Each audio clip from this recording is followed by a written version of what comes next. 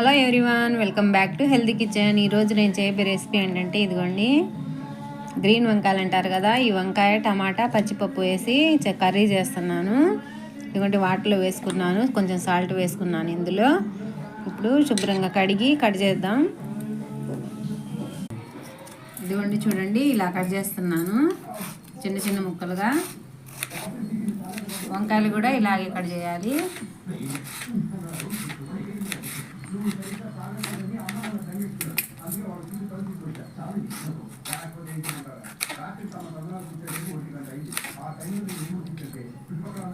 వంకాయలు కూడా ఇలా కట్ చేశాను చూడండి. అది జరటికా జేజీ. ఇదిగోండి ఇలా కట్ చేశాను, పొడవు కాకుండా. ఇందులో కొంచెం సాల్ట్ వేసి ఉంచాను ఇలా. ఇదిగోండి స్టవ్ ఆన్ చేసి కుక్కర్ పెట్టుకున్నాను. నేను కుక్కర్లో చేస్తున్నాను. 3 గరిటెలు ఆయిల్ వేసుకోవాలి. ఆయిల్ హీట్ అయిన తర్వాత 1/2 టీ స్పూన్ జీలకర్ర వేయాలి. ఇందులో ఆనియన్ వేస్తున్నాను. ఒక ఆనియన్ ఇలా పొడవుగా కట్ చేసి ఇలా వేసుకోవాలి. రెమ్మలు కరివేపాకు వేయాలి. పచ్చిమిర్చి ఇలా చీలికలుగా కట్ చేసి వేయాలి. ఇందులో 1/2 టీ స్పూన్ అల్లం వెల్లుల్లి పేస్ట్ వేయాలి. ఇది వేగిపోయింది కదా, ఇప్పుడు ఇందులో టమాటాలు వేసుకోవాలి. చూడండి, ఇప్పుడు వంకాయ ముక్కలు కట్ చేసుకున్నాం కదా, ఇప్పుడు ఇందులో వేసుకోవాలి. చూడండి, కొంచెం పచ్చిపప్పు వేసుకుంటున్నాను.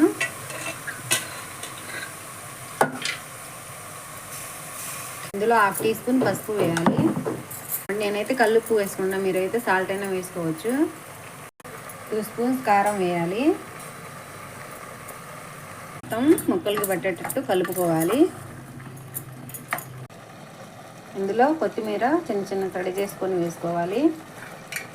ధనియా జీరా పౌడర్ 1 స్పూన్ వేయాలి. మొత్తం కలుపుకొని కొంచెం వాటర్ పోసుకోవాలండి. కప్పుతో 1 కప్పు పోసుకొని ఇంకో మూత పెట్టేయాలి.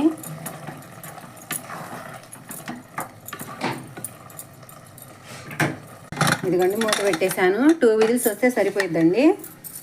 ఇదిగోండి 2 విజిల్స్ వచ్చేసాయి. ఇప్పుడు మూత చేద్దాం. ఇదిగోండి చూడండి, కుక్ అయింది కదా, బాగా రెడీ అయిపోయింది. ఇంతేనండి, సింపుల్గా చేసుకోవచ్చు. రోటీలోకి రైస్లోకి చాలా టేస్ట్గా ఉండిద్ది. కొంచెం ఇందులో పచ్చిపప్పు వేసి చేసుకుంటే బాగుండిద్దండి, అక్కడక్కడ తగులుతా. మీరు కూడా ట్రై చేసి ఎలా ఉందో కామెంట్ పెట్టండి. నచ్చితే లైక్ చేయండి, షేర్ చేయండి, సబ్స్క్రైబ్ చేయండి. Bye friends.